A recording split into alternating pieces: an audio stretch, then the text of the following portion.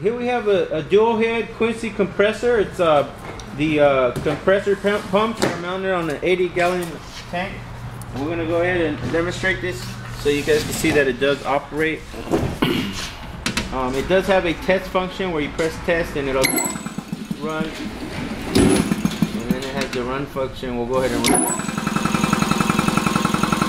Now you can run one pump, or you can run 2 pumps simultaneously. We'll go ahead and run both pumps.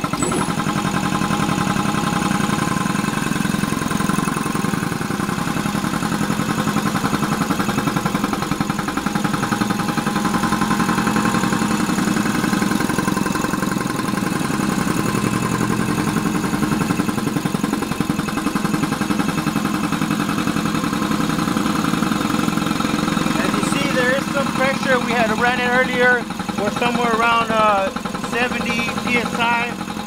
We're going to go ahead and show you where the air comes out.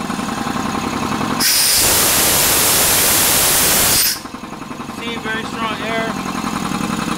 And this machine will set off around it's set at 115